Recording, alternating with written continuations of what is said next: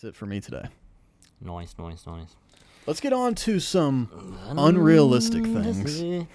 We'll start with one though that actually you would like. So this book I read a little while ago is called Babel by R.F. Kuang, which I might be saying her last name wrong. But anyway, R.F. Kuang, I've actually read some other books by her.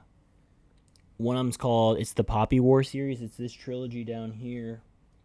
I've read the first two, and I need to finish it and read the third one. But, dude, you want to talk about dark? I mean, the Poppy War series, bro, is so dark. But R.F. Kuang, I'm not sure where she's from. She might be, have Chinese ancestry.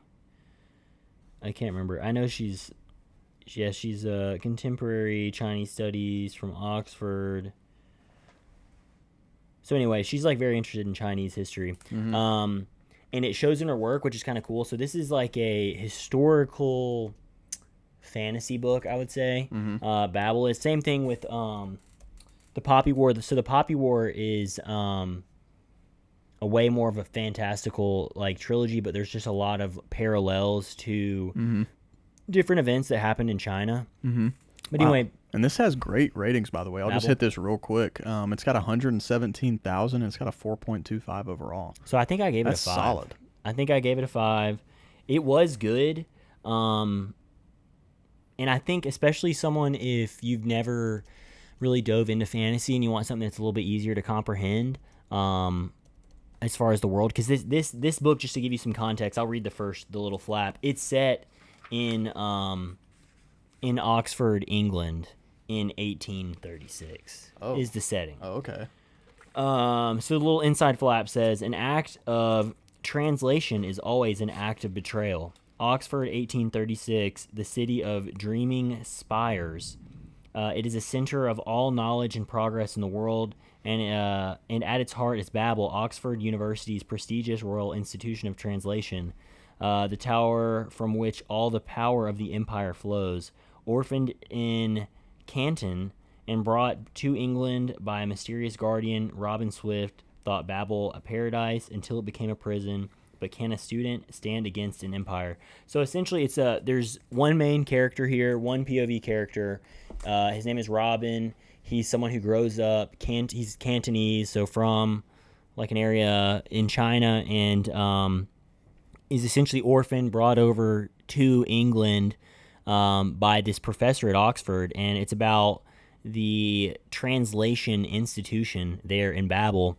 And kind of the fantastical element here that they add in is there's these silver bars, and if they inscript a word on one of the bars and then a translation, then another, a translated version of that word in another language, it'll give the bar a power of some sort. So for example, if you wrote the word lift in English, L-I-F-T, and then a Cantonese version for a way to move something, and then you put it in an elevator, it would make it rise and fall more effectively. So it's not an outrageous form of magic, very light magic use in this, or light fantasy. There are heavy, I partner read this with Lexi, dude, and she hated it. Very heavy themes of imperialism and R.F. Kuang, obviously with Chinese heritage, it's about a Chinese kid who gets moved to London. I mean, there's a lot of it's kind of political with that, but I think it's good. I mean, it's still real. Imperialism happened, and there's a lot of negative things that happen with imperialism. But it is a standalone book. It's really solid. Very light fantasy, but the setting's really cool. I mean, 1830s Oxford, England is just a cool time to me. Yeah. So really cool setting. It's really well written.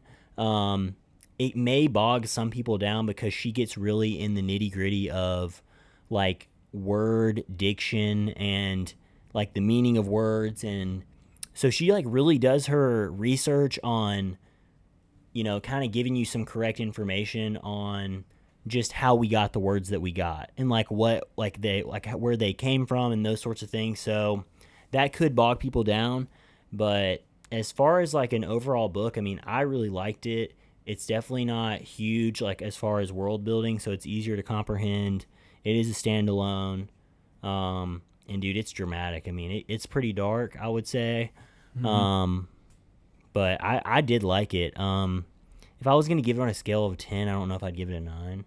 It's probably in the 8s. Like, it's not my top 10. It's not an honorable mention for me, but it was a good book. Right. And it's one that I think you would like, too. Yeah, it's one that, like, it'd be a good one to recommend to somebody if you're trying to get them into fantasy without, like, dropping them into some to biochromatic breath or something like that. Something that's real intense. Just to kind of slowly get them there. But anyway, I liked it. So you'd recommend this probably to most people then? I would recommend it to most people. Anyone who's like a reader. Anyone who wants a good story. It's, as far as length, 542. So I think the cover is pretty cool too. Yeah. It's got a cool cover. But yeah, Babel by R.F. Kuang. Pretty good. It's historically backed for the most part. And just kind of a cool take on like what it could have been like. I personally definitely want to get into more like fiction that had like historical fiction. Like I definitely need to do that because I think I would enjoy it a lot. I agree. I just haven't really. I don't know if I've read really any that's historical fiction.